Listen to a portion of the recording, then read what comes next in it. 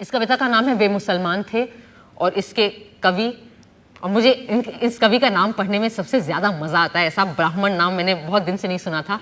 इसके कवि हैं देवी प्रसाद मिश्र।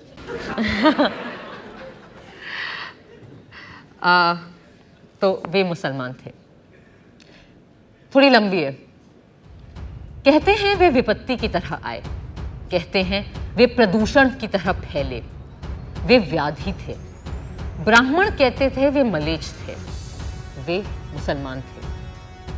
उन्होंने अपने घोड़े सिंधु में उतारे और पुकारते रहे हिंदू हिंदू हिंदू। बड़ी जाति को उन्होंने बड़ा नाम दिया, नदी का नाम दिया। वे हर गहरी और अविरल नदी को पार करना चाहते थे।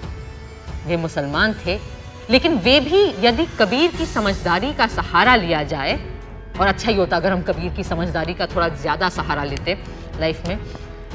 वे मुसलमान थे, लेकिन वे भी यदि कबीर की समझदारी का सहारा लिया जाए तो हिंदुओं की तरह ही पैदा होते थे। उनके पास बड़ी बड़ी कहानियां थीं, चलने की, ठहरने की, पिटने की और मृत्यु की। प्रतिपक्षी के खून में घुटनों तक और अपने खून में कंधों तक वे डूबे होते थे। उनकी मुट्ठियों में घोड़ों की लगामें और म्यानों में सभ्यता के नक्शे होते थे। ना, मृत्यु के लिए नहीं, वे मृत्यु के लिए युद्ध नहीं लड़ते थे। वे मुसलमान थे। वे फारस से आए, तुरान से आए, समरकंद, फरगना, सीस्तान से आए, तुर्किस्तान से आए।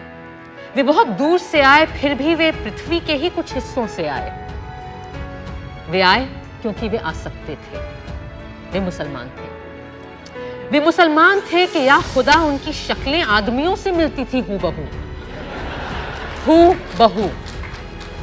वे महत्वपूर्ण अप्रवासी थे क्योंकि उनके पास दुख की स्मृतियां थीं।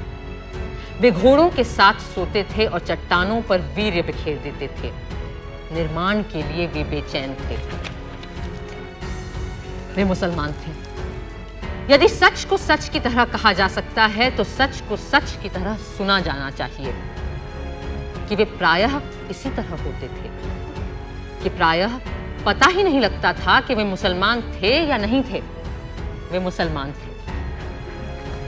वे न होते तो लखनऊ न होता, आधा इलाहाबाद न होता, मेहराबें न होती, गुंबद न होता, आदाब न होता, मीर मखदूम मोमिन न होते, शबाना न होती। वे न होते तो उपमहाद्वीप के संगीत को सुनने वाला खुसरो न होता। वे न होते तो पूरे देश के गुस्से से बेचैन वे न होते तो पूरे देश के गुस्से से बेचैन होने वाला कबीर न होता। वे न होते तो भारतीय उपमहाद्वीप के दुख को कहने वाला गालिब न होता। मुसलमान न होते तो 1857 न होता। वे थे तो चचा हसन थे। वे थे तो पतंगों से रंगीन होते आसमान थे। वे मुसलमान थे। वे मुसलमान थे और हिंदुस्तान में थे और उनके रिश्तेदार पाकिस्तान में थे। वे सोचते थे कि काश एक बार पाकिस्तान जा सकते। वे सोचते थे और सोचकर डरते थे। इमरान खान को देखकर वे खुश होते थे।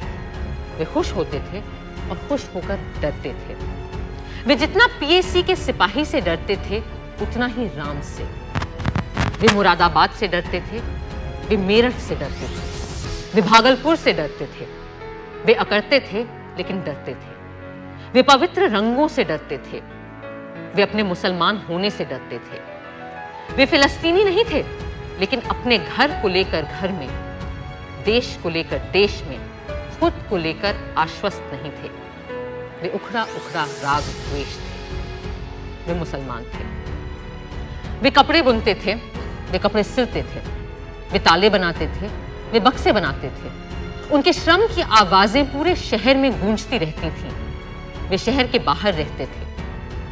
वे मुसलमान थे, लेकिन दमिश्क उनका शहर नहीं था।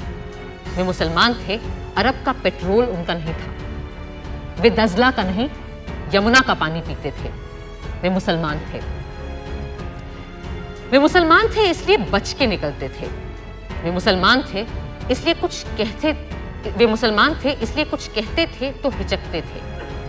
देश के ज्यादातर अखबार ये कहते थे कि मुसलमान के कारण ही कर्फ्यू लगते हैं। कर्फ्यू लगते थे और एक के बाद एक कर्फ्यू लगते थे और एक के बाद दूसरे हादसे होते थे। खबरें आती थीं, उनकी औरतें बिना दहाड़ मारे पछाड़े खाती थीं, बच्चे दीवारों से चिपके रहते थे। वे मुसलमान थे।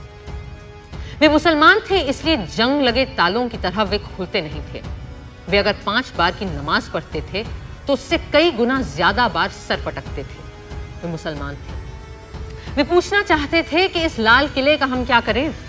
वे पूछना चाहते थे कि इस हुमायूं के मकबरे का हम क्या करें। हम क्या करें इस मस्जिद का जिसका नाम कुव्वतुल इस्लाम है, इस्लाम की ताकत है। अदरक की तरह वे बहुत कड़वे थे। वे मुसलमान थे। वे सोचते थे कहीं और चले जाएं, लेकिन जा नहीं सकते थे। वे सोचते थे यहीं रह जाएं, तो नहीं रह सकते थे। वे आधा जिबा बकरे की तरह तकलीफ के झटके महसूस करते थे। वे मुसलमान थे, इसलिए तूफान में फंसे जहाज के मुसाफिरों की तरह एक दूसरे को खींचे रहते थे।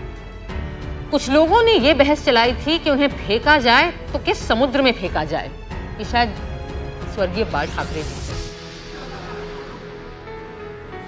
कुछ लोगों ने यह बहस चलाई थी कि उन्हें फेंका जाए तो किस समुद्र में फेंका जाए। बहस ये थी कि उन्हें धकेला जाए तो किस पहाड़ से धकेला जाए। वे मुसलमान थे, लेकिन वे चींटियां नहीं थे। वे मुसलमान थे, वे चूजे नहीं थे। सावधान, सिंधु के दक्षिण में सैकड़ों सालों की नागरिकता के बाद मिट्टी के ढेले नहीं थे। वे चट्टान और ऊन की तरह सच थे। वे सिंधु और हिंदुकुश की तरह सच थे। सच को जिस तरह भी समझा जा सके वे उस तरह के सच थे। वे सभ्यता का अनिवार्य नियम थे।